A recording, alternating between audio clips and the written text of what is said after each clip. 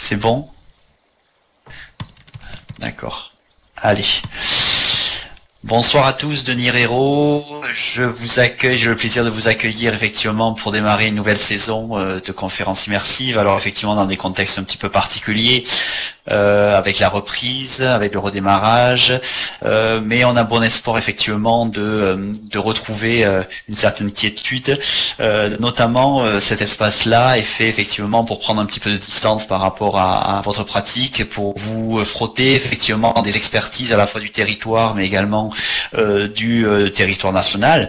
Alors on accueille effectivement aujourd'hui Cécile Reveil-Dongrady, qui est chargée d'études et de communication à l'Observatoire régional des métiers Provence-Alpes-Côte d'Azur. Alors on la remercie grandement parce qu'effectivement elle aussi c'est dans un contexte particulier, mais elle a relevé le défi et nous la remercions. On a souhaité effectivement proposer à Cécile et à travers elle à l'ORM PACA de nous faire bénéficier à la fois bien entendu de leurs travaux, de leur expertise dans l'observation de notre territoire, et notamment à travers une application digitale qu'ils ont développée et qui est pour moi, mais qui est pour un certain nombre effectivement d'acteurs économiques et professionnels et du monde de la formation, un outil puissant, parce qu'en fait il a le mérite d'essayer de poser des liens entre la formation et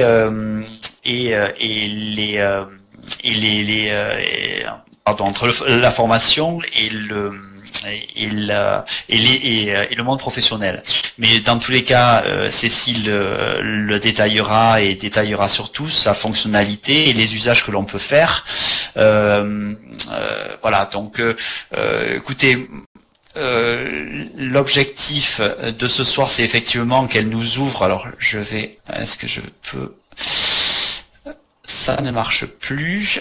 Tu peux défiler juste peut-être, Cécile. Attends, hop, je crois. C'est bon là? Attends, oui, tu peux même défiler. Je regarde, mais pourtant. Défile. On va passer directement. Défile encore la prochaine. Voilà, exactement. L'idée, tout simplement, juste un peu avant. Pardon. Voilà, qu'on présente en fait effectivement le programme prévisionnel, quelques éléments de contexte de l'ORM PACA. Elle présentera effectivement l'outil Data ORM, et puis ensuite elle fera un focus un petit peu sur le secteur de la relation client et les relations qu'il peut y avoir effectivement entre éducation et économie à ce niveau-là. Et puis bien entendu, vu le format, nous aurons largement le temps et les moyens de pouvoir échanger avec elle. Merci Cécile, merci également donc à Pierre-Yves et Thérèse et Olivier Battini qui nous accueillent de nouveau et pour leur soutien et leur fidélité. Cécile, je te laisse la parole et je te remercie. Je vous en prie. Bonjour à tous. Donc Cécile Reveil-Dongrady, donc je suis chargée d'études à l'Observatoire régional des métiers et je suis aussi responsable de la communication, mais là j'allais dire c'est presque anecdotique par rapport à ce que je vais vous présenter.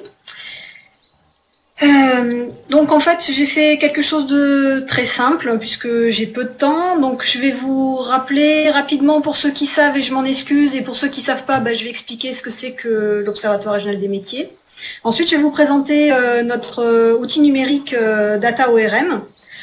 Je vais vous montrer où est-ce que vous pouvez aller chercher des informations sur la relation client, et ensuite je vais vous montrer aussi d'autres types d'études que nous avons faites et qui peuvent peut-être vous renseigner ou vous aider sur ce qui touche à la relation client.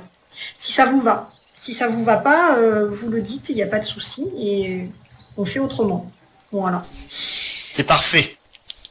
Bon, vous pouvez m'interrompre si vous avez des questions à poser. Je peux m'arrêter et reprendre après, il n'y a pas de problème. En plus, on n'est pas nombreux, on a le temps, donc faites au plus confortable pour vous. Moi, je m'adapte, il n'y a pas de problème. Alors, l'Observatoire régional des métiers, qu'est-ce que c'est? Alors, en fait, on est ce qu'on appelle un OREF, c'est-à-dire un Observatoire régional emploi-formation.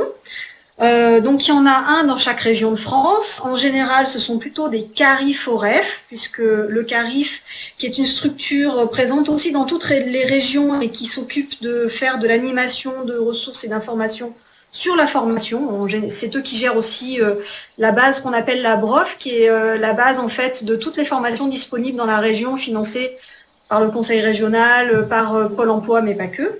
Donc généralement, les CARIF OREF sont une seule et même structure. En PACA, nous avions cette petite particularité d'être encore séparés, mais nous allons fusionner d'ici la fin de l'année. Donc voilà, on sera le CARIF OREF de la région Provence-Alpes-Côte d'Azur. Donc jusqu'à présent, nous étions une association loi 1901. Le CARIF est un GIP, un groupement d'intérêt public. Donc nous avons un conseil d'administration qui est quadripartite avec l'État, la région, les syndicats employeurs et salariés. Et ce sont toujours les syndicats employeurs et salariés qui ont la présidence et jamais les financeurs, l'État et la région. Donc en fait, la mission de l'ORM, mais la mission généralement d'un CARIF OREF, c'est une mission d'expertise et d'aide à la décision des politiques publiques et de formation. Actuellement, nous sommes 17 salariés, 12 chargés d'études et bien sûr des fonctions transverses qui nous aident à travailler. Et nous avons un conseil scientifique qui est là pour vérifier que ce qu'on fait est conforme à la statistique publique, que les méthodologies sont bonnes, etc. Donc, en fait, on a plusieurs missions, 3 principales, donc production et diffusion de savoir opérationnel. On a aussi une production de mutualisation et de production de données et une mission d'animation de réseau et d'accompagnement d'acteurs.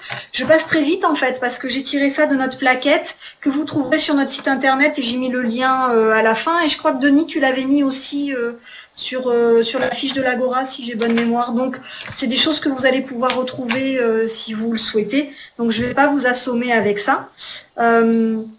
On a plusieurs thèmes d'études. Notre travail, c'est d'observer la relation emploi-formation sur le territoire.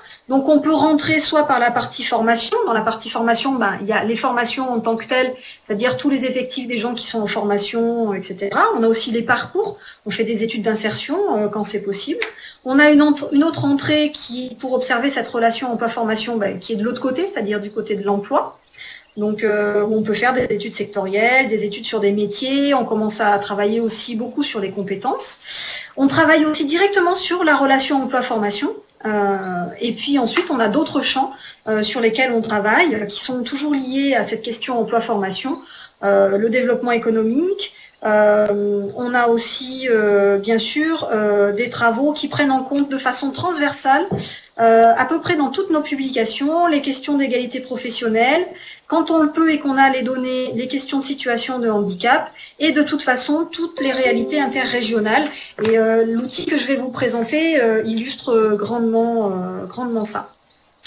On a plusieurs façons d'intervenir. On peut faire des animations de groupe de travail, on peut faire de l'accompagnement méthodologique, des démarches prospectives, des diagnostics, des suivis évaluatifs, des analyses de dispositifs, des enquêtes qualitatives et ou quantitatives, on fait les deux. Et on peut aussi créer des outils numériques et c'est ce que je vais vous présenter ensuite. Donc là, voilà, juste une petite diapo pour vous dire qu'on a différents outils à notre disposition pour faire passer ces savoirs. On a nos publications, donc on a 3 collections. Grand angle, qui est en gros le tour d'une question, ce qui se rapproche le plus d'une étude, j'allais dire, un peu classique. Mais à l'intérieur, il y a des essentiels, il y a des schémas, donc tout est fait pour vous simplifier la tâche. Si vous n'avez pas le temps de lire toute l'étude, vous avez quand même en tête de chapitre les résumés avec les données les plus importantes. On a une collection qui est en demi-format, en A5, qui s'appelle Point de vue, et qui est là, généralement, est plutôt un angle pris sur une question en particulier. On peut faire aussi des tableaux de bord, c'est la collection rouge qui s'appelle Panorama. Et on anime le réseau Observation, alors c'était Observation PACA Crise et maintenant c'est Observation partenariale de la conjoncture, qui est très sollicité d'ailleurs en ce moment avec la crise sanitaire, qui produit un communiqué qui est le seul communiqué de ce type-là en France, puisqu'en fait, on travaille avec les producteurs de données de la conjoncture, donc l'INSEE, la Directe, Pôle emploi, la Banque de France, l'URSSAF et d'autres, que j'oublie probablement. Et chacun publie de son côté, en fait, des communiqués sur les données dont il est en responsabilité. Et en fait, nous, ce qu'on fait, c'est qu'on publie un communiqué avec eux, où on travaille avec eux des extraits de leur propre communiqué pour faire un communiqué global qui va balayer en fait tous les centres d'intérêt que peuvent avoir ces différents fournisseurs de données. Donc si vous êtes intéressé sur la conjoncture, il y a un site que vous pouvez voir dans les outils numériques, c'est celui qui est derrière. Il y a le site Métaphore qui a été un des premiers outils numériques qu'on a fait et qu'on a intégré dans le portail que je vais vous présenter. Bien sûr, vous avez le site de l'ORM et je vous ai mis le lien pour aller voir la plaquette. Et nous sommes présents sur les réseaux sociaux. Est-ce que vous avez des questions sur l'ORM, sa vie, son œuvre, ou est-ce que je peux passer aux choses un peu plus intéressantes, c'est-à-dire... J'aurais juste une question. Est-ce que vous m'entendez? Oui, bien sûr, je vous écoute. Oui. Vos modalités d'intervention, c'était la diapo juste d'avant. Elles sont à l'origine des partenaires ou c'est vous qui décidez d'intervenir sur un thème particulier? Alors, nous, en fait, on est financé sur le contrat de plan État-région. Donc, ce sont les personnes de notre conseil d'administration, généralement, qui nous sollicitent pour des projets. Ça peut aussi être des personnes extérieures. Et selon le projet, le travail qui nous est demandé, on choisit, avec les commanditaires, la modalité d'intervention qui est la plus adaptée à ce qu'ils cherchent à faire.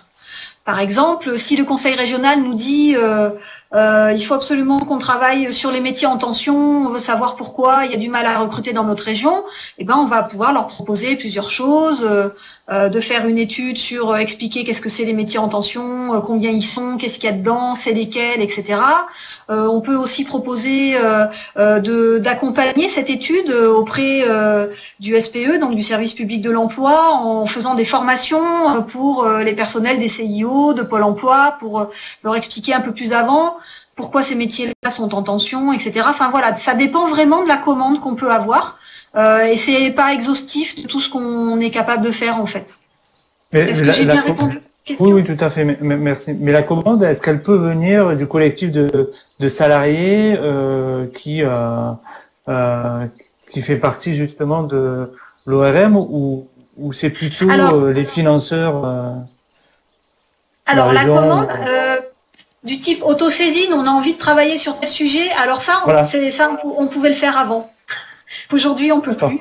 Parce que les financements étant ce qu'ils sont, avant on avait des financements qui étaient moins, qui étaient moins fléchés sur des projets. Et l'État et la région nous donnaient des budgets souvent de fonctionnement.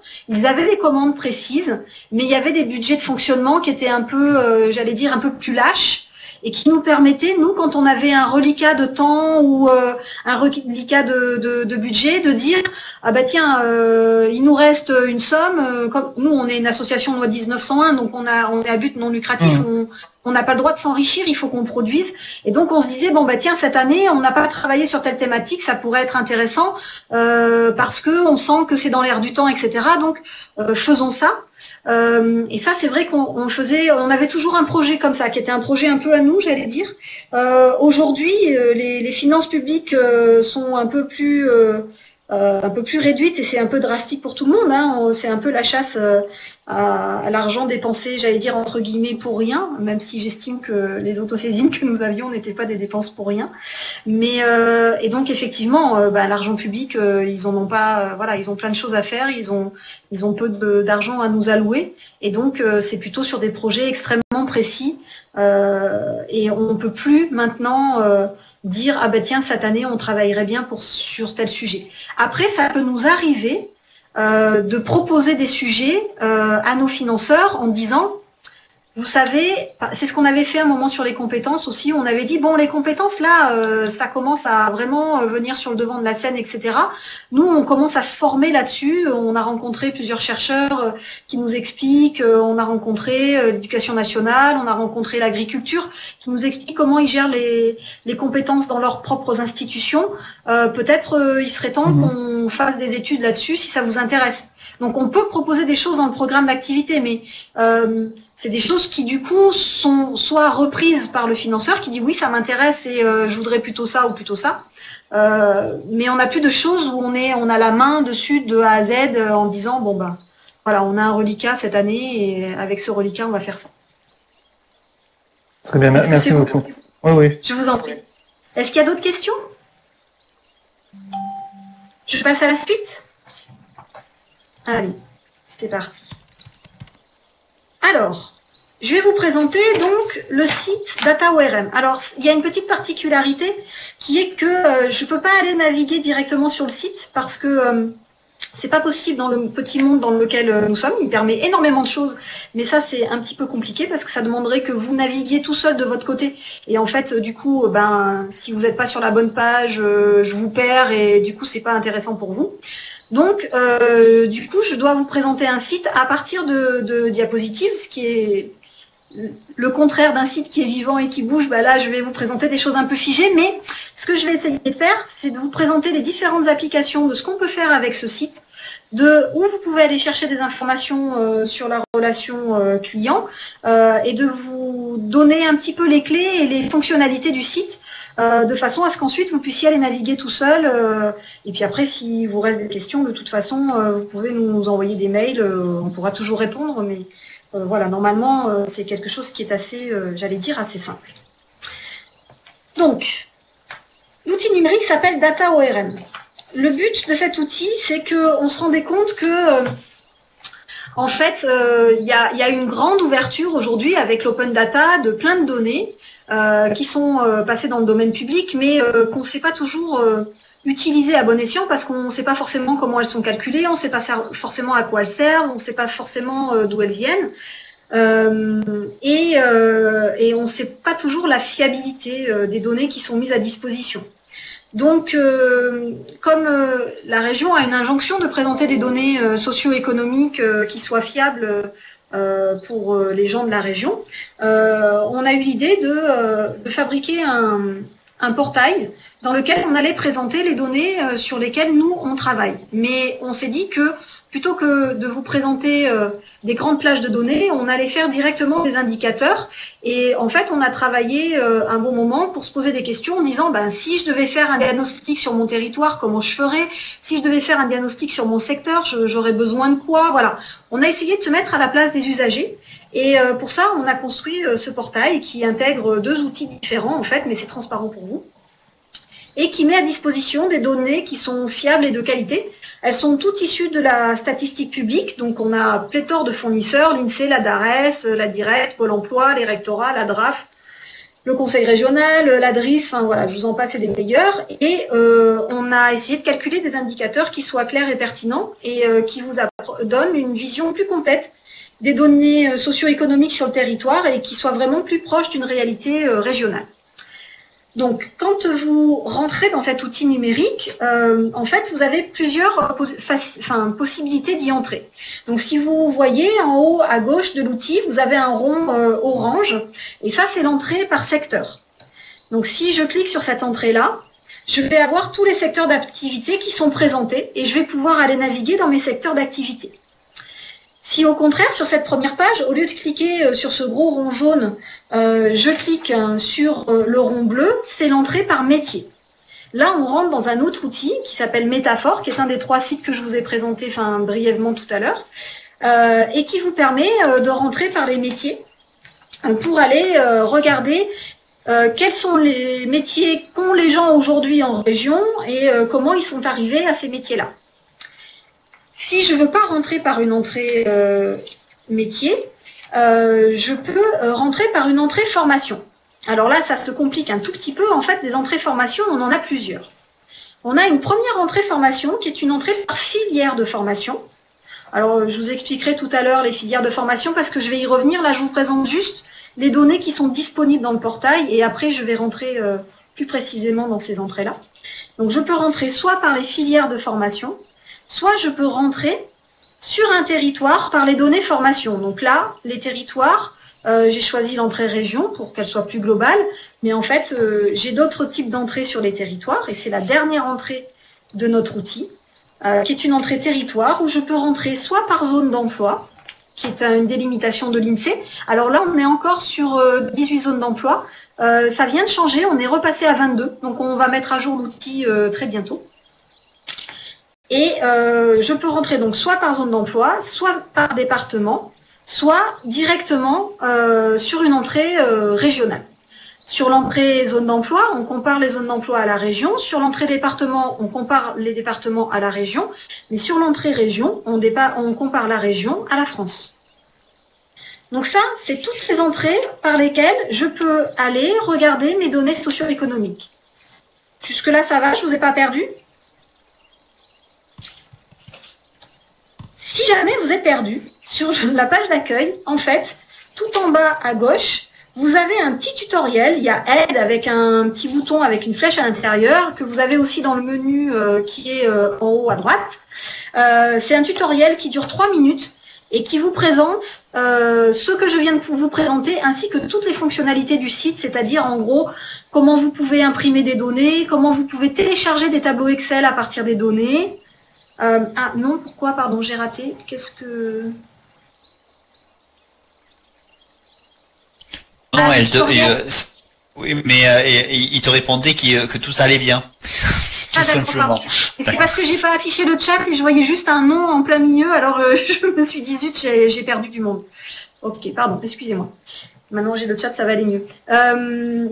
Donc voilà, le tutoriel, il dure 3 minutes et il va vous montrer toutes les fonctionnalités, comment vous pouvez imprimer. En fait, même si vous appuyez sur, si vous êtes sur le site et que vous faites imprimer avec votre navigateur, on a fait en sorte que jamais les tableaux ne soient coupés en plein milieu, que jamais les graphiques ne soient coupés en plein milieu. Mais vous pouvez faire encore mieux, vous pouvez télécharger des PDF de la zone dans laquelle vous vous trouvez et qui vous permet de rentrer dans un panier différents PDF et ensuite de les imprimer tous en série si vous en avez besoin. Voilà. Donc, si c'est bon pour vous, ce que je vous propose de faire, c'est qu'on rentre dans la relation client et que je prenne la relation client comme exemple pour vous dire, ben voilà où vous pouvez aller chercher des données sur la relation client à partir de cet outil. Alors, comment est-ce qu'on pourrait contextualiser la relation client si on devait le faire? Donc moi, je vous ai montré 4 entrées, l'entrée secteur, l'entrée métier, l'entrée formation qui est double et l'entrée territoire. Là, pour aller chercher des informations sur la relation client, en fait, vous avez 3 entrées privilégiées par secteur d'activité. Donc le secteur d'activité, c'est commerce, réparation d'automobiles et de motocycles.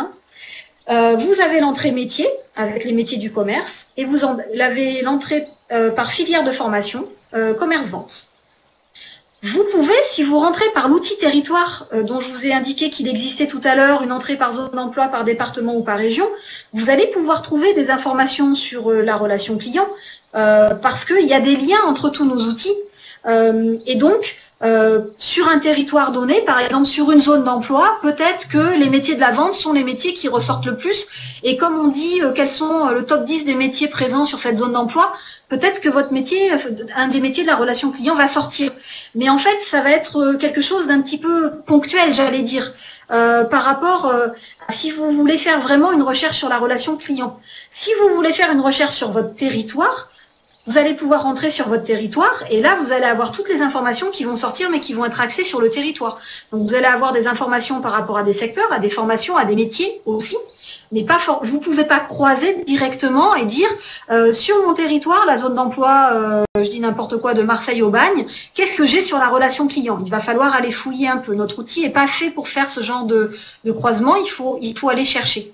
En revanche, si vous vous posez vraiment des questions sur la relation client, vous avez les 3 autres entrées qu'on va aller voir et qui peuvent vous aider. Et s'il y a un lien à faire sur un territoire, il sera indiqué à l'intérieur de l'outil. Donc, le plus simple pour moi sur la relation client, je ne suis pas une spécialiste de la relation client, donc je vais essayer de ne pas dire trop de bêtises, mais du coup, j'ai fait l'exercice en disant, bon ben voilà, si je devais faire un diagnostic sur la relation client, qu'est-ce que ce serait le plus naturel pour moi d'aller voir sur l'outil data? Ben, le plus naturel pour moi sur la relation client, ce serait de rentrer par le secteur d'activité, en disant, bon ben, qu'est-ce qui se passe dans le commerce sur la région? Donc, je cliquerai sur tout à l'heure, il faudrait peut-être que je revienne un peu en arrière, je vais vous montrer comme ça.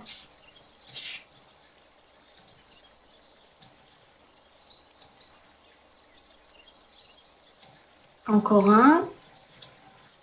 Voilà, quand j'arrive sur cette page-là, en fait, ici, vous avez dans la colonne de gauche À peu près au milieu, en face du texte, vous avez une petite voiture avec une clé à molette au-dessus. Et ça, si on clique dessus, ça nous amène sur directement le secteur commerce, réparation automobile et de motocycles. Donc ça vous amènera directement à la page qui est là, qui est ici, qui est plus loin, pardon. Hop, qui est là. Hop, voilà. Ça va nous amener sur cette page-là. Donc là, je suis bien dans ma colonne de gauche, je suis bien dans l'outil secteur, qui est l'outil jaune-orange. Je suis bien dans le commerce réparation automobile et j'ai déjà des informations qui me sont données sur ma page avec des premiers indicateurs qui sont présentés. Les indicateurs sont toujours présentés de la même façon, c'est-à-dire que votre colonne de gauche vous dit dans quel outil vous êtes, sur quel secteur ou sur quelle formation ou sur quel métier vous êtes. Il y a deux autres petits boutons en dessous que je vais vous expliquer ensuite.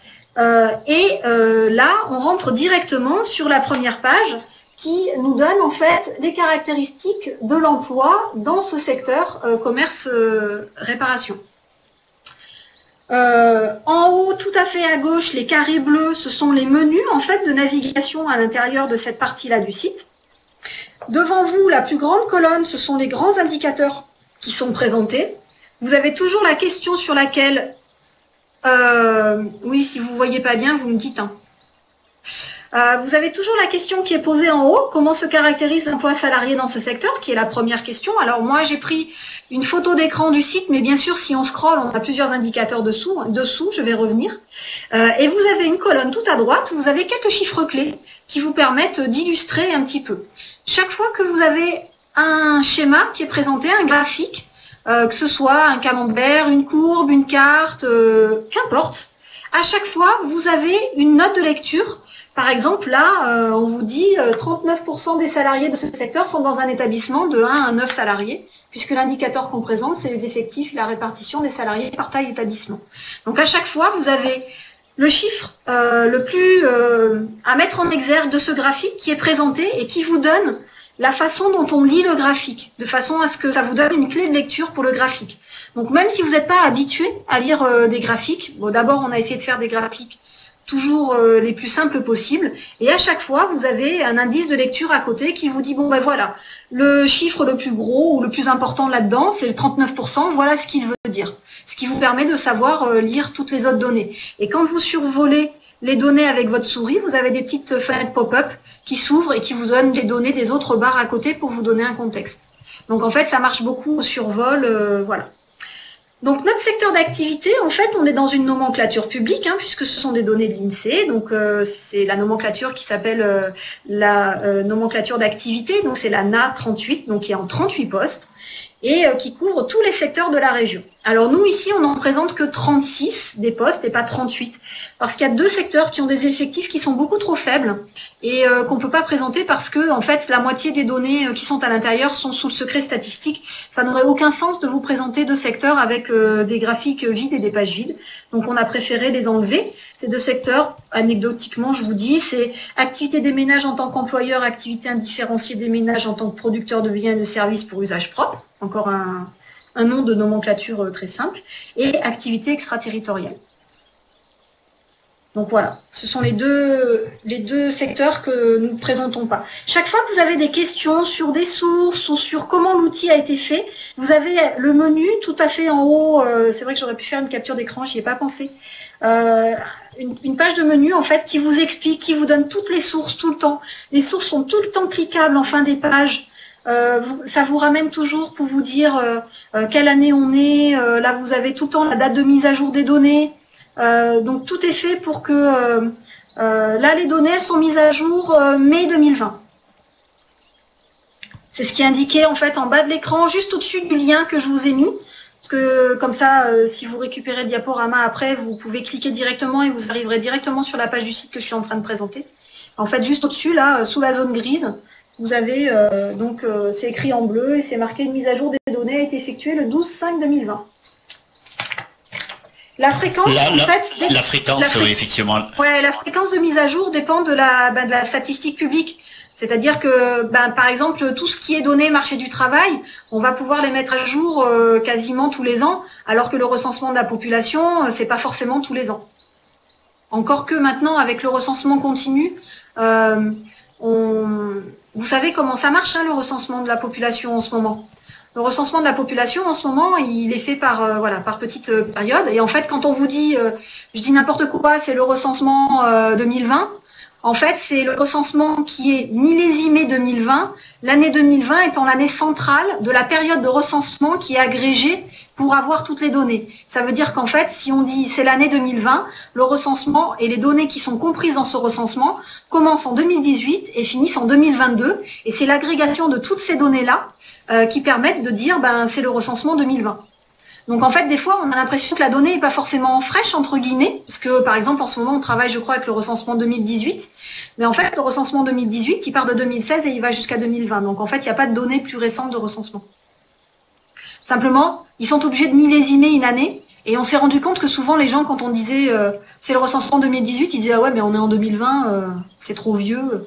En fait, non, il y a des données qui sont récentes dedans. De toute façon, le recensement de la population, il est plus utilisé pour avoir des données structurelles, c'est-à-dire des données qui durent un peu dans le temps, que des données conjoncturelles, qui vont être des données qui vont être très très très volatiles, par exemple comme en ce moment en temps de crise.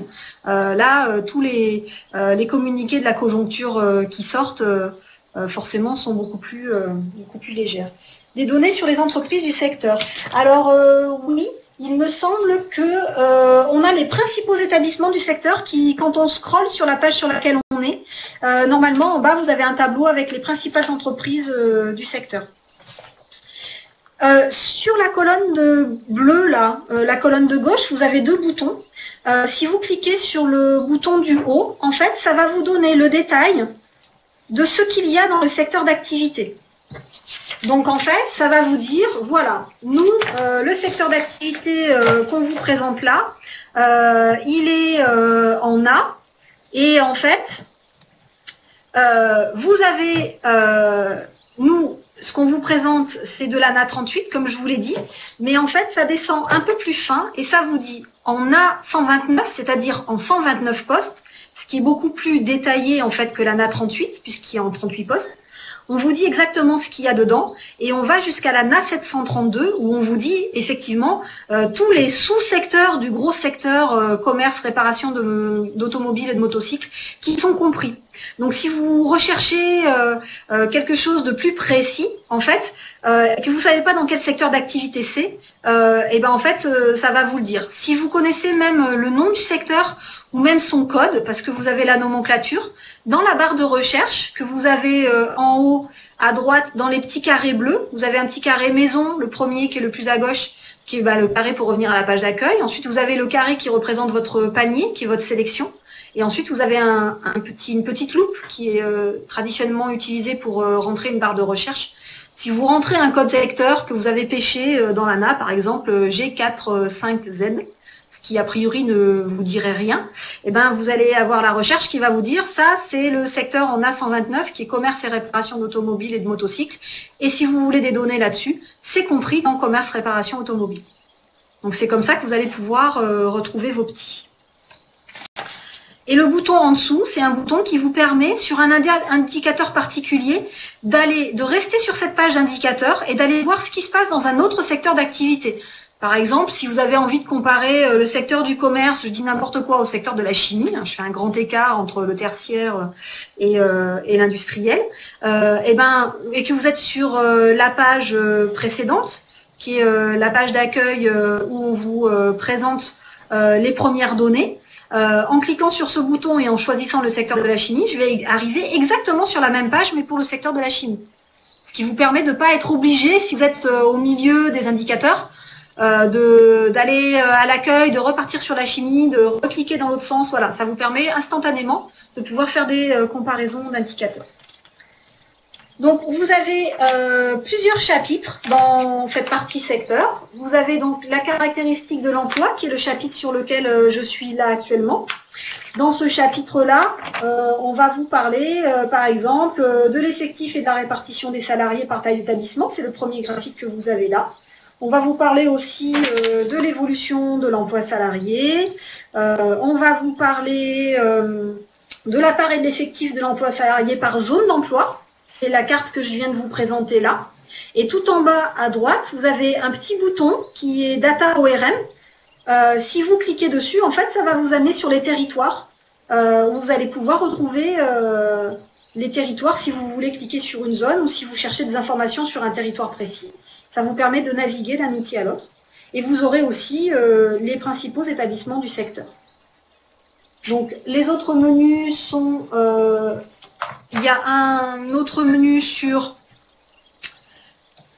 Il y a un autre menu sur les principaux métiers, dans lesquels vous allez trouver en fait la liste des principaux métiers qui sont exercés dans ce secteur.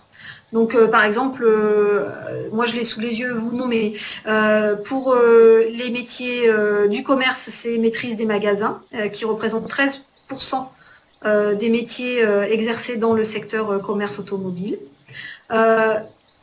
Vous avez un autre chapitre qui va traiter des conditions d'emploi. Le chapitre, pardon, je ne vous l'ai pas dit, c'est en haut de votre image. En fait, c'est le fil d'Ariane qui est en haut, au-dessus de la carte. Vous avez un fil bleu, en fait une ligne bleue horizontale avec des petits boutons orange dedans. Et ça vous permet de naviguer d'un chapitre à l'autre. Ce sera plus facile quand vous irez naviguer tout seul sur le site. Donc, un chapitre sur les caractéristiques de l'emploi, un chapitre sur les principaux métiers, un chapitre sur les conditions d'emploi dans lequel vous allez retrouver les types de contrats, l'emploi non salarié, la part de l'emploi non salarié dans les secteurs, la part des temps partiels. Vous allez ensuite avoir un autre chapitre sur les caractéristiques des personnes en emploi. Donc là, on va regarder quel est l'âge des actifs, quel est le niveau de diplôme qui a été obtenu par les actifs qui sont aujourd'hui en emploi dans ce secteur-là. Et à chaque fois, c'est comparé aux autres secteurs, au secteur tertiaire et à tout secteur. Et ensuite, tout à la fin, vous avez une rubrique qui s'appelle « En bref ». Oui, alors là, c'est ce que je vous ai dévidé. Hein. Voilà, c'est les autres chapitres, avec les types d'indicateurs que vous allez trouver dans les autres chapitres. J'avais oublié que j'avais fait une diapo là-dessus. Et donc, à la fin, vous avez un chapitre qui s'appelle « En bref », qui est un récapitulatif, en fait, qui est, j'allais dire, les chiffres essentiels à retenir sur le secteur du commerce et de la réparation en région. Et là, c'est plutôt des petites phrases qui sont présentées.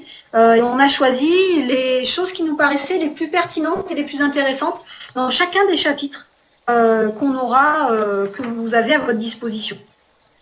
Donc, entrée secteur, vous choisissez le secteur qui vous intéresse, vous pouvez aller voir sa composition, vous pouvez comparer un secteur à un autre. Vous avez 4 chapitres en tout et un en bref à la fin qui vous permet de récapituler des informations. Est-ce que sur cette partie-là, c'est bon pour vous? Après, bien sûr, il faudra aller naviguer. Hein. Là, c'est difficile je peux pas scroller pour vous présenter tous les indicateurs, mais le but, c'est que ça vous donne une idée de ce que vous pouvez trouver comme information. Après, vous irez faire votre marché. D'accord. Si je vais trop vite, si c'est pas clair, vous n'hésitez pas. Hein. Vous m'arrêtez quand vous en avez besoin. Cécile, il y avait une question sur faut-il des codes pour entrer dans les pages? Non, tout est en accès gratuit et libre. Non, c'est tout gratuit, c'est tout libre. Voilà. Vous pouvez imprimer ce que vous voulez après. Il y a aucun souci, c'est de la statistique publique. C'est des informations que vous pourriez trouver directement chez l'INSEE, mais il faudrait soit que vous calculiez l'indicateur, soit que vous sachiez où chercher exactement. Nous, on s'est mis dans la peau de quelqu'un qui devait faire un diagnostic sur différentes thématiques, et à chaque fois, on a essayé de rentrer dans la thématique en disant, si je dois faire un diagnostic sur les secteurs, qu'est-ce qui peut être intéressant pour moi sur les secteurs pour faire le diagnostic? Et à partir de là, on s'est posé des questions et on a essayé de répondre à ces questions, et c'est comme ça qu'on a construit nos indicateurs. Et après, on a essayé de faire que ce soit ergonomique, un peu joli, parce que voilà, ça reste de la statistique, hein. C'est pas très sexy non plus, les statistiques, c'est pas bon. Voilà, faut savoir rentrer dedans, c'est pas hyper folichon, donc on essaye de faire quelque chose qui soit un petit peu vivant. Par exemple, là, ce que vous voyez pas sur le diaporama, c'est que chaque fois que vous entrez, par exemple ici, En fait, les chiffres qui sont dans la colonne de droite, ils s'implémentent au fur et à mesure. C'est un compteur en fait qui va arriver sur le chiffre. Donc il y a quand même des choses qui sont un peu vivantes. Et le graphique, il se déroule au fur et à mesure que vous le regardez. Quand vous arrivez sur la page, en fait, pendant 2-3 secondes, il n'y a aucune des barres de l'histogramme. Et l'histogramme, il grandit au moment où vous arrivez sur la page. Donc en fait, tous les graphiques sont dynamiques dans la page. C'est pour mettre un petit peu d'animation. Et chaque fois que vous voulez faire une impression et qu'on a mis des petites notes de lecture pour vous dire, par exemple, ce que ça veut dire qu'un actif en emploi ou sur quelle nomenclature on est, tout ce genre de choses. En fait, si d'abord vous avez au survol un petit point d'interrogation et ça vous ouvre une petite pop-up qui va vous donner l'information. Mais si vous faites une impression du chapitre qui vous intéresse, en fait, vous les aurez en note de bas de page à la fin de l'impression du chapitre. Alors, une autre entrée, c'est une entrée par les métiers.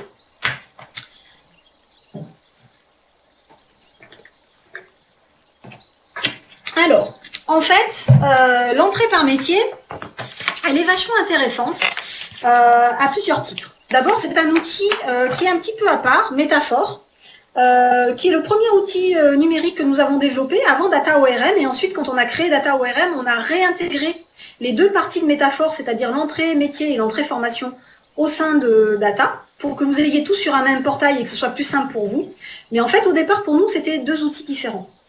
Donc, Métaphore, ce site-là, il a été créé sur 3 ans.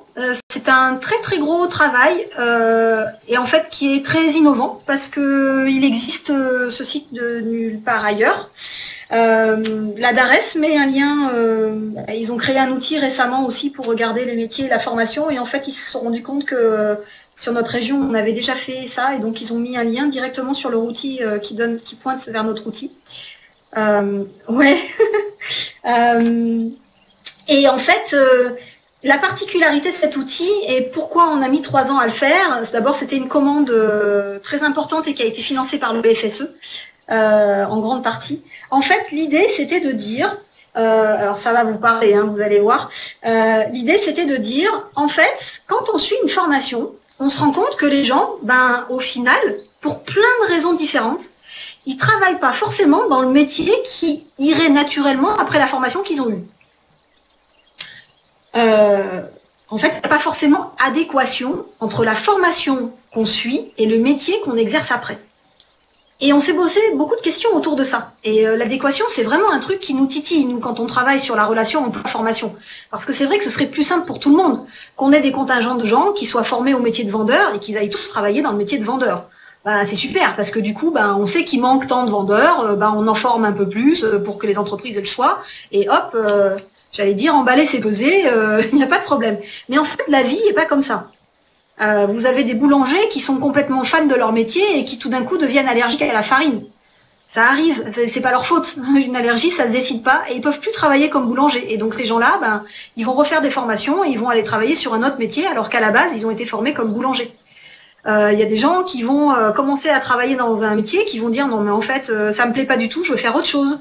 Ou des gens qui vont travailler 10 ans, 15 ans dans un métier et qui après vont dire des métiers très difficiles et très usants dans le BTP ou par exemple dans tout ce qui est sanitaire et social qui vont dire au bout de 10 ans non mais moi là j'en peux plus, je suis usée, je voudrais faire autre chose, voilà, ou physiquement c'est pénible et qui vont se réorienter.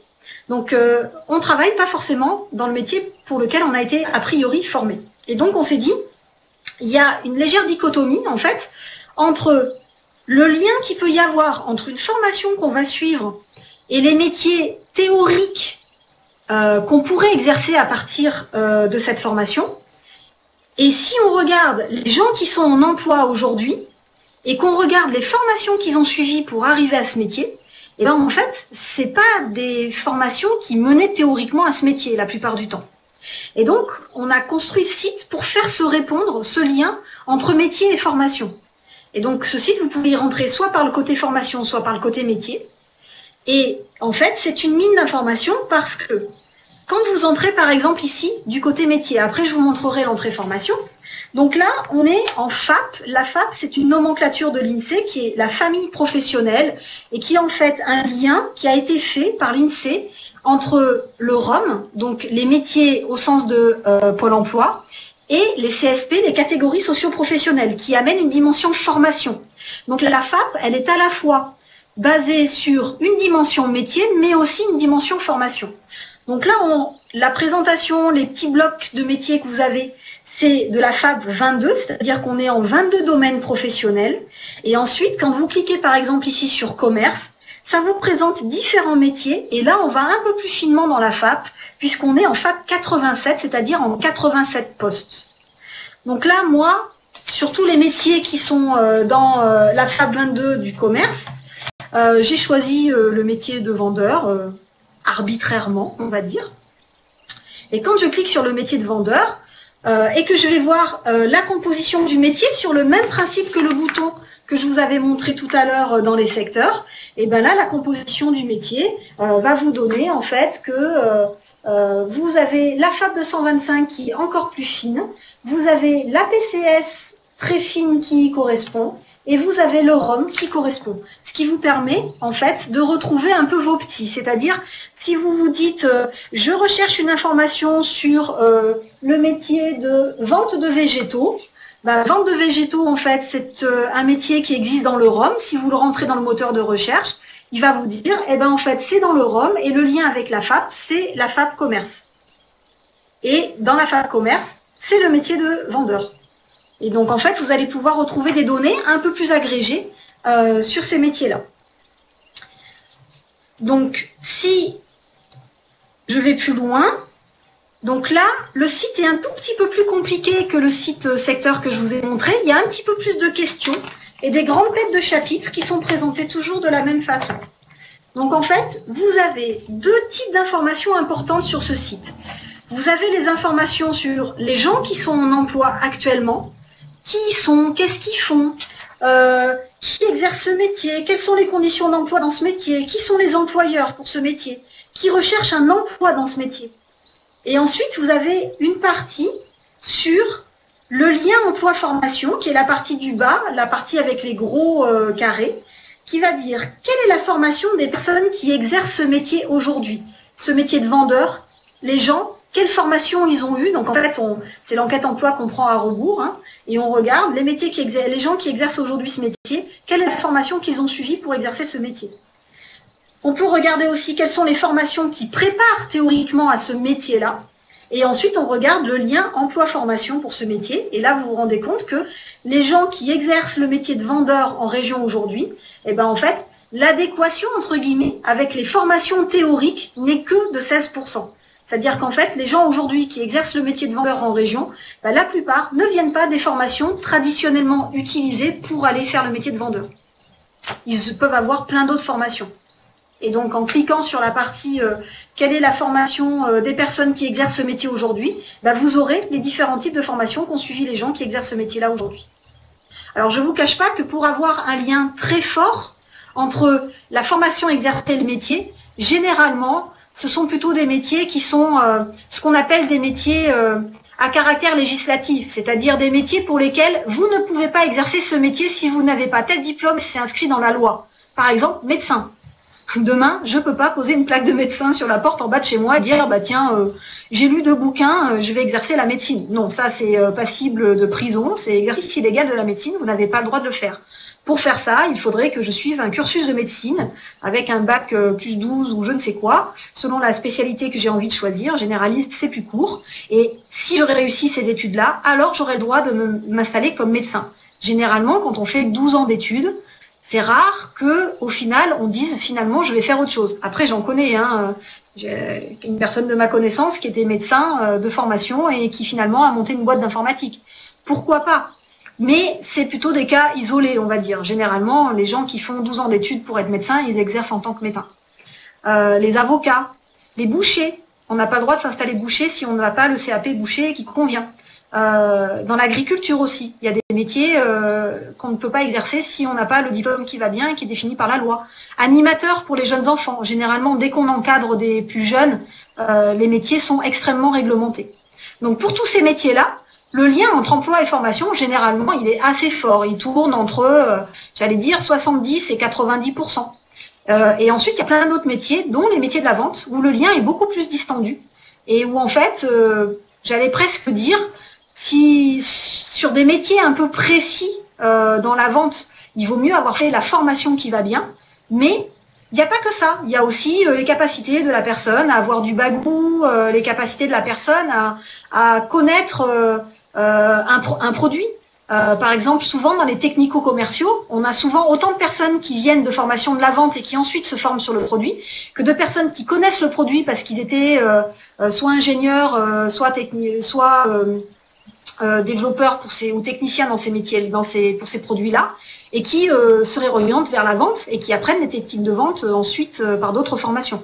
Donc voilà. Ce site, il est très intéressant parce qu'il va vous donner ces deux aspects-là, à la fois des informations sur les gens qui exercent ces métiers-là et à la fois des informations sur le lien. Et pareil du côté de la formation.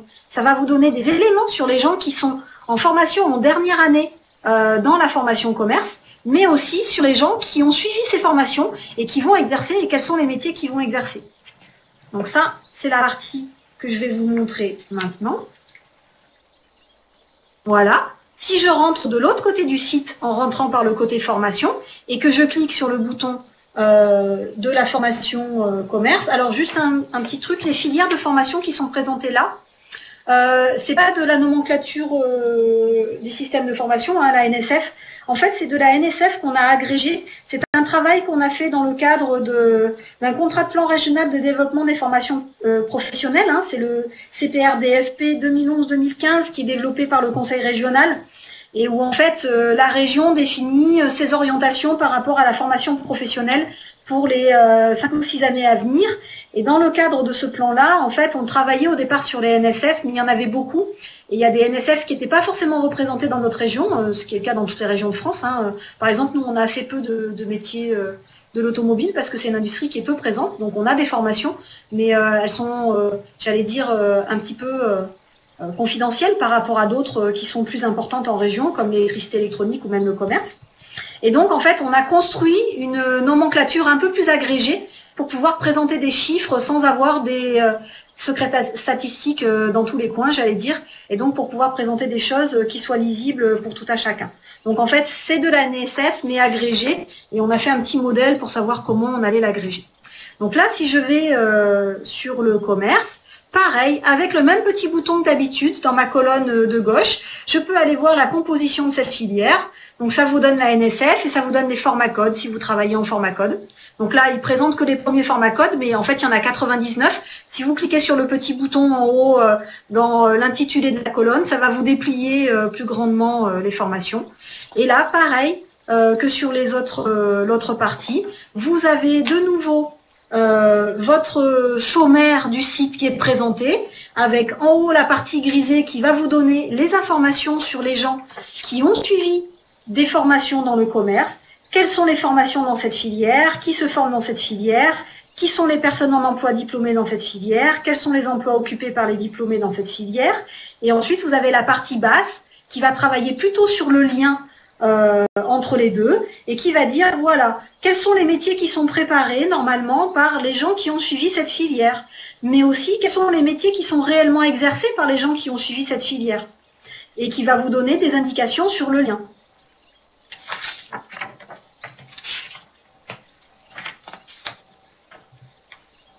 Alors, top 3 BTS dans la région. Ouais, vous êtes allé voir directement sur le site.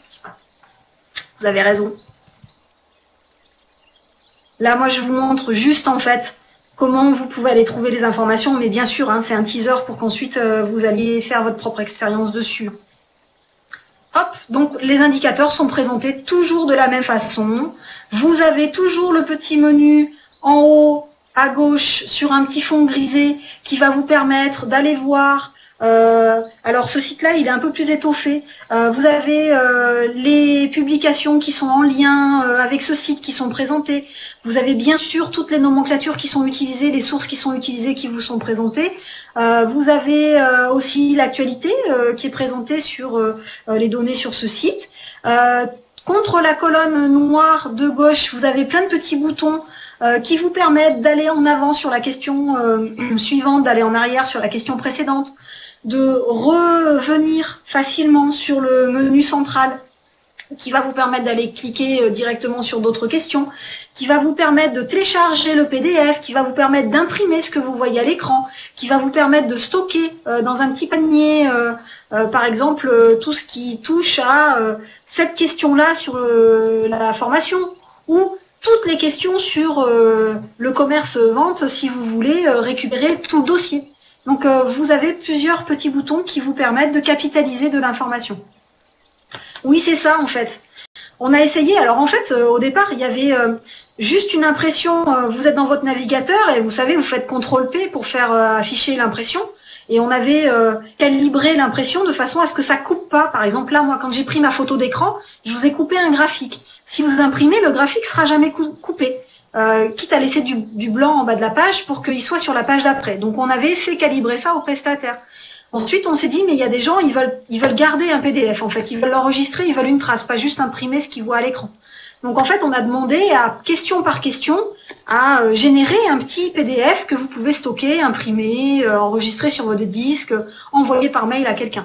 Après, il y a des gens qui nous ont dit, non, mais en fait, nous, il y a toute la filière commerce nous intéresse, et à chaque fois, il faut rentrer dans une question, il faut télécharger le PDF.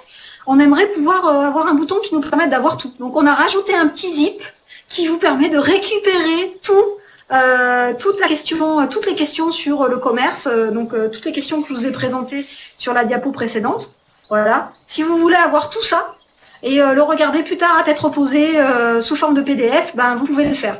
Alors, ça a peu d'intérêt par rapport à un site qui va être interactif, qui va vous permettre de naviguer d'une entrée à l'autre, etc. Mais si par exemple, je dis n'importe quoi, vous êtes prof principal, vous avez besoin de parler avec vos élèves de la filière commerce et que vous voulez avoir quelque chose sous le coude pour leur donner quelques petits éléments statistiques, par exemple le salaire médian qu'ils pourraient obtenir en travaillant dans le métier de vendeur ou des choses comme ça, et ben typiquement vous pouvez vous imprimer le PDF et comme ça vous pouvez présenter un diapo et avoir sous les yeux des informations chiffrées sans avoir besoin de sortir de vos diapos pour aller sur le site ou quelque chose d'autre.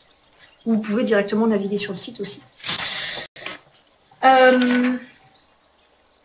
Sachant que la partie data ORM, oui pardon. Non, je t'en prie, termine, il n'y a pas de problème. Vas-y. Toute la partie data ORM que je vous ai montré tout à l'heure, qui était l'entrée secteur d'activité, là je ne vais pas vous présenter l'entrée territoire, parce que par rapport à la relation client, c'était pas pertinent, mais vous pourrez aller voir l'entrée territoire, où vous verrez, vous pouvez cliquer s'il y a des cartes interactives et tout ça. En fait, la partie statistique sur les datas, c'est-à-dire secteur et territoire, sur tout territoire, en fait, il y a d'autres Cariforef en France qui ont demandé à l'utiliser et qui l'ont développé chez eux sous leur couleur, sous leur timbre, etc. Mais en fait, qui ont réutilisé les mêmes indicateurs que nous. Du coup, alors je crois que c'est ARA, donc Auvergne-Rhône-Alpes, c'est sûr. Je crois qu'il y a Normandie et il me semble qu'il y a Bretagne et je crois qu'il y a une autre région qui est en train de le récupérer.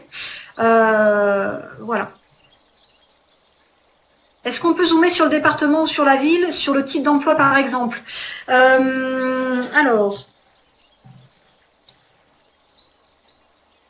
Si on va sur la partie territoire, en fait, vous allez pouvoir aller sur la zone d'emploi, mais vous ne pourrez pas aller plus finement pour aller voir si des métiers sont présents dans telle ville. Ça, c'est des choses que nous, on ne fait pas parce que très rapidement, comme là, on utilise de la statistique publique, de l'INSEE, sur certains secteurs, on arrivait trop vite sur du secret statistique. Et en fait, pour des gros secteurs, on aurait pu avoir une information, mais pour plein d'autres, on n'en aurait pas eu. Donc, on a fait un choix de ne pas aller là-dessus. Mais par exemple, chez des partenaires, vous pouvez avoir ce genre de choses. J'imagine sur le site de Pôle emploi, quand vous faites des recherches, vous pouvez faire des recherches effectivement sur le métier de vendeur. Est-ce que ça recrute sur telle ville? Eux, ils ont des données qui sont beaucoup plus agrégées. Nous, on aurait pu le faire, mais que pour la partie données de Pôle emploi. On n'aurait pas pu le faire pour les données statistiques de l'INSEE, par exemple. Donc, on a choisi de ne pas le faire. D'accord. Alors on s'approche de la fin parce que effectivement il est 19h40. Je voudrais pas non plus t'épuiser. Voilà. Et moi j'aurais juste aussi une question, mais après voilà que les participants aussi n'hésitent pas. Mais on te laisse terminer. Voilà, j'ai fini. Juste, je vous ai fait une petite revue de littérature dans les travaux que nous avons. Comme je sais que le diaporama après il va être en lien, je vous ai mis les petites vignettes des publications et en fait si vous cliquez dessus ça vous amène directement sur la page du site, c'est une vignette qui est interactive. Donc en fait en lien avec la relation client, on a 4 études emblématiques qui peuvent vous intéresser. Alors là qui sont plus des études j'allais dire classiques sous format papier mais que vous retrouvez en ligne sur notre site. Donc vous en avez une qui est assez récente, qui date d'octobre, et qui est en fait la filière de formation commerce-vente, et qui est un appui au pilotage de l'appareil de formation, et ça a été fait à partir du site Métaphore. Donc autrement dit, la partie Métaphore que je vous ai présentée tout à l'heure, la partie rouge et la partie bleue, en fait, il se trouve que sur le commerce-vente, on a fait une publication pour expliquer aux gens vraiment les données du site. Donc vous êtes vénard, parce que par exemple si j'avais dû faire cet exercice-là sur la chimie, on n'aurait pas eu de publication, mais là, le travail il a déjà été fait. Donc en fait, en allant voir sur la publication, ça vous lit le site en fait, et ça vous explique tout ce que vous pouvez faire avec les données du site et ce que vous pouvez en comprendre, et ça va un petit peu plus loin. Donc ça, c'est la première publication qui me paraît assez intéressante pour vous par rapport à la relation client. La deuxième publication, c'est une publication qui est un petit peu plus ancienne, qui date d'octobre 2017, que nous avions faite, où on avait fait un lien en fait avec le commerce et la transition numérique, l'e-commerce. Donc ça s'appelle le commerce au prisme de la transition numérique, quelles nouvelles compétences pour sauvegarder son activité. En gros, avec l'arrivée de tous les métiers du numérique, qu'est-ce que ça a changé en fait pour le secteur d'activité du commerce. Donc ça, pareil, c'est une publication que vous allez pouvoir retrouver sur notre site et qui date d'octobre 2017. Et ensuite, on a 2 publications qui sont beaucoup plus récentes et qui sont sur un angle un petit peu plus particulier. Donc vous avez la troisième qui est une publication sur les métiers porteurs dans les filières économiques dans la région. Donc c'est une approche conjoncturelle des métiers en tension sur le marché du travail.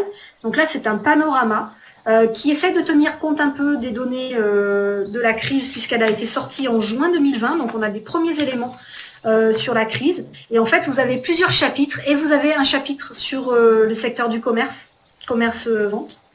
Donc vous pouvez aller voir.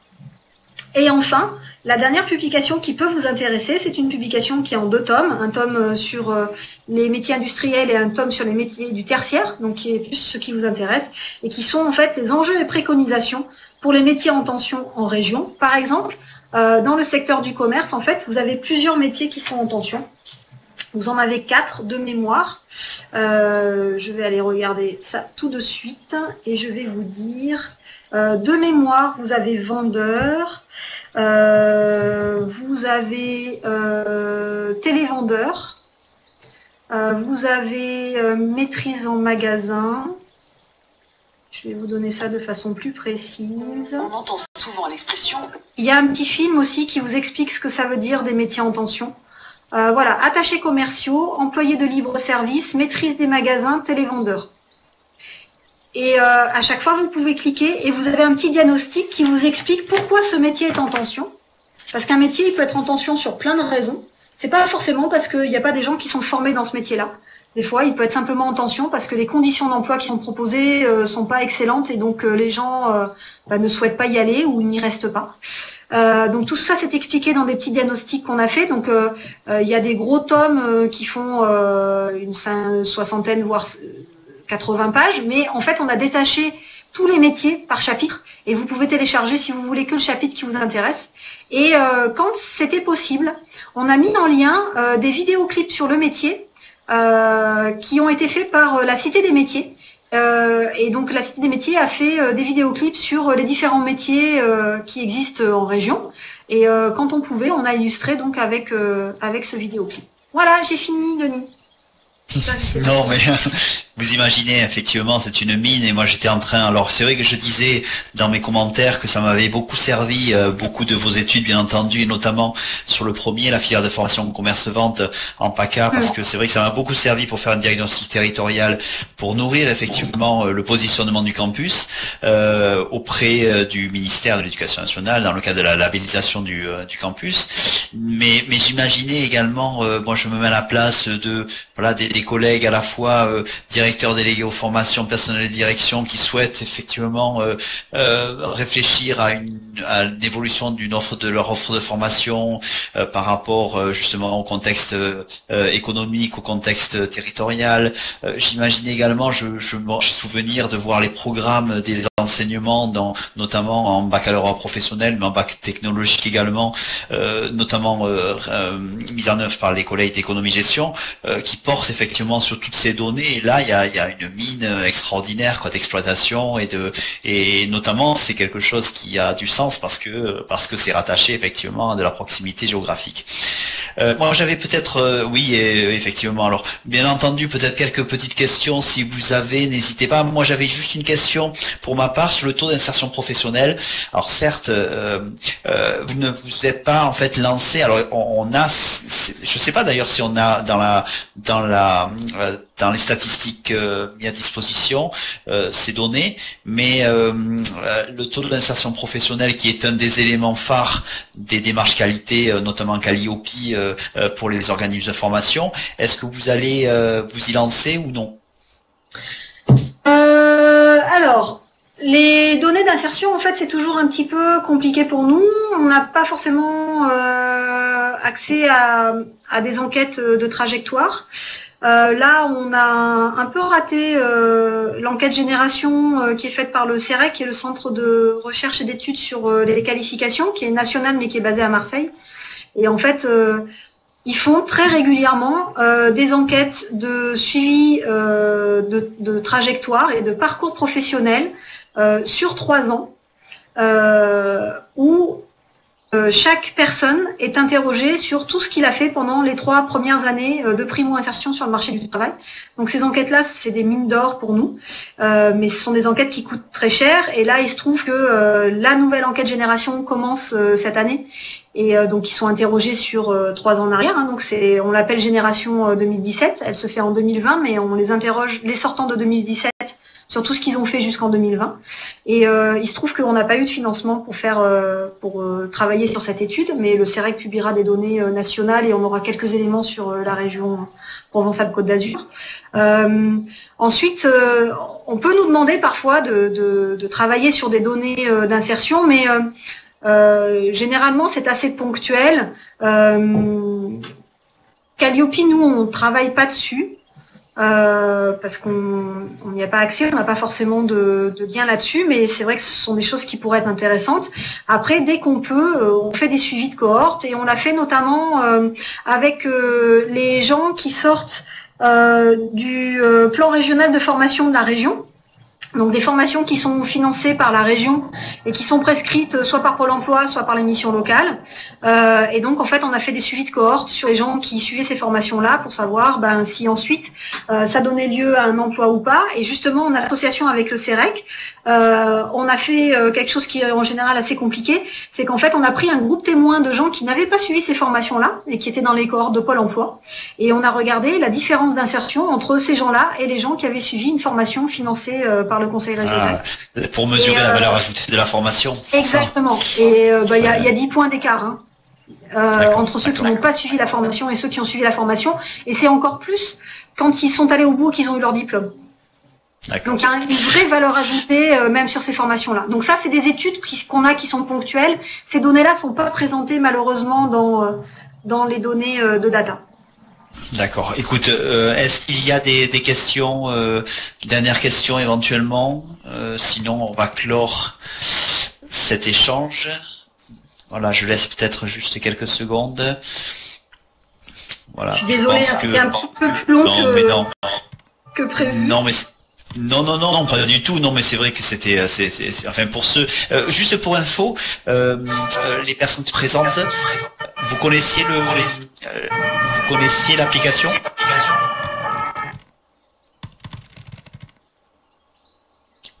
Juste, voilà, ben, oui, d'accord.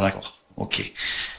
Bon, très bien. Mais écoutez, merci grandement déjà à tous les participants effectivement, à ceux qui vont visionner le diaporama et ta prestation Cécile en différé. Remerciements également à Olivier et Pierre-Yves de nouveau. Et puis Cécile, vraiment, bon, dans les conditions en plus, dans ces conditions particulières, merci d'avoir effectivement relevé ce challenge. Tu imagines effectivement combien ton intervention et le contenu des publications de l'ORM nous sont précieux pour notre pilotage, pour le contenu de nos formations, et on vous encourage effectivement à poursuivre ce travail qui est sans doute très fastidieux, mais qui est effectivement très utile pour notre région et pour les jeunes que l'on accompagne.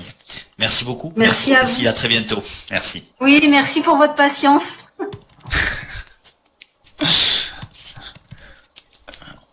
Voilà.